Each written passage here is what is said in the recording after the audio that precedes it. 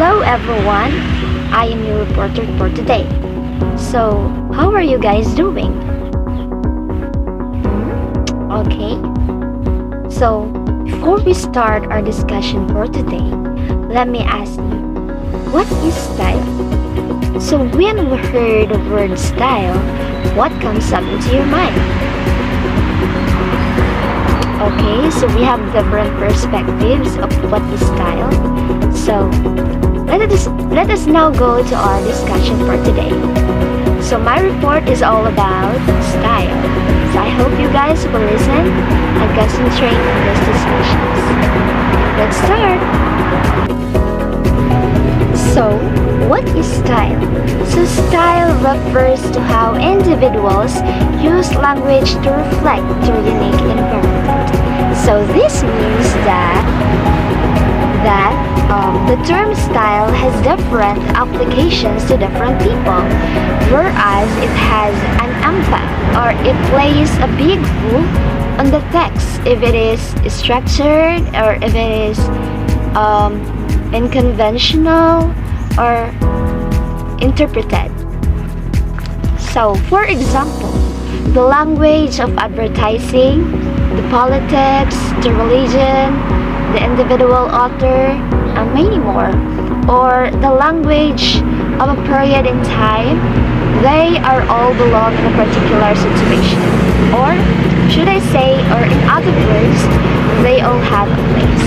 So in every style that we use, in every words we use, they all have a place.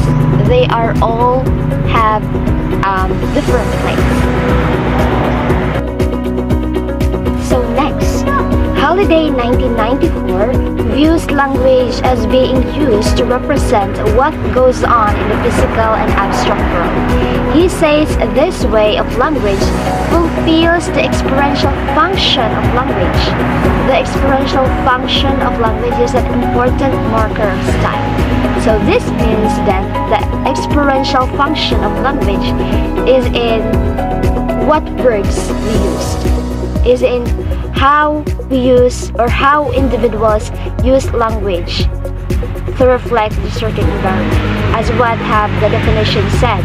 So the word experiential function, so there are many functions. It includes in the field of advertising, in the field of writing poems, writing prose, in constructing grammar. So there are many rules of language. There are many functions of language that we can use in making style, in having style.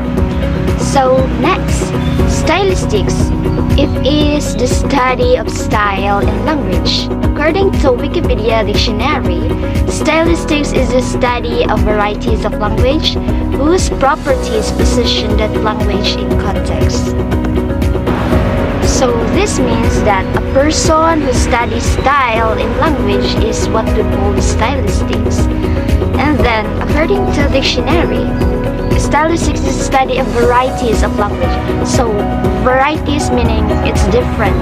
There are many of them. There are different language that belong in this segment.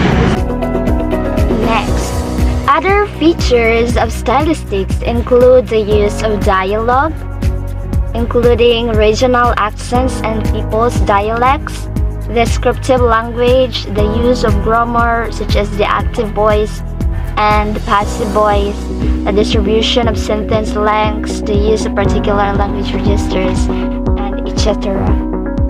So this means that the person who study language or called stylistics. So there are many features that we need to be aware of, to be mindful of. So this is the use of dialogue, the regional accents and people's dialects. So it reflects the style that we use. It reflects the words in a certain environment. So what we do in writing and in communicating. The concept of style is closely related to register. A style could be formal, informal, or plain. So this means that there are many concepts of style, and the concept of style is related to register.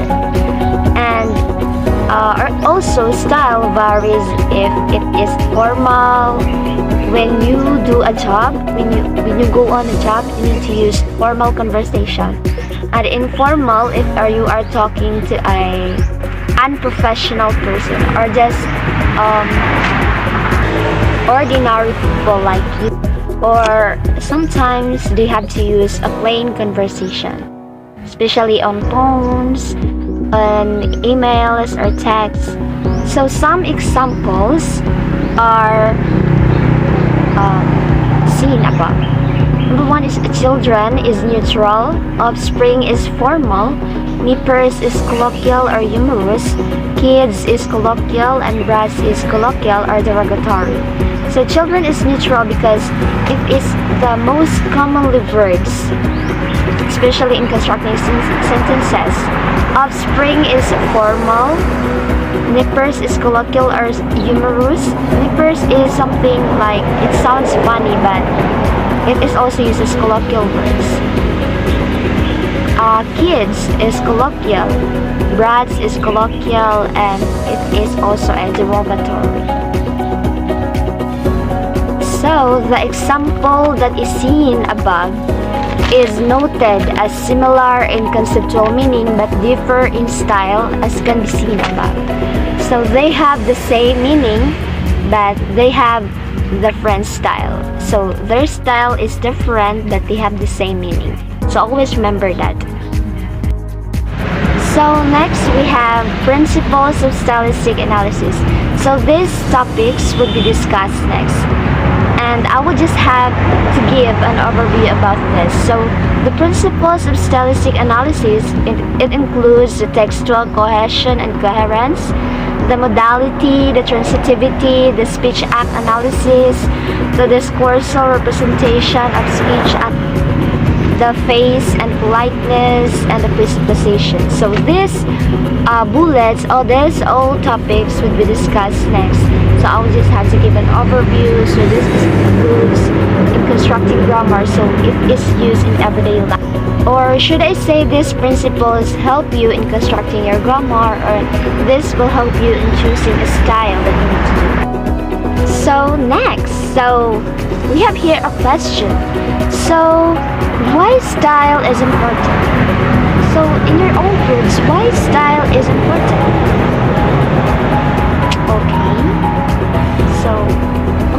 So we have different opinions about why style is important, but we always remember that it is important in the identification of weak writing, the moments of failure or contradiction in political or persuasive language, and in many other contexts. It is because when we study style in language, we can also look at the principles of stylistic analysis, and in that way, we can identify what are our weakness in writing. It is also because studying the style equips us with an understanding of how language works.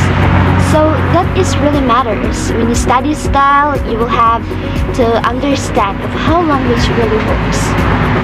So all you need to remember is that every individual has his or her own style. And remember that every register has its style. So that's it, and we're done to our report all about style. So I hope you guys understand the topic, and I am looking forward to your next topic. Thank you guys, and good job.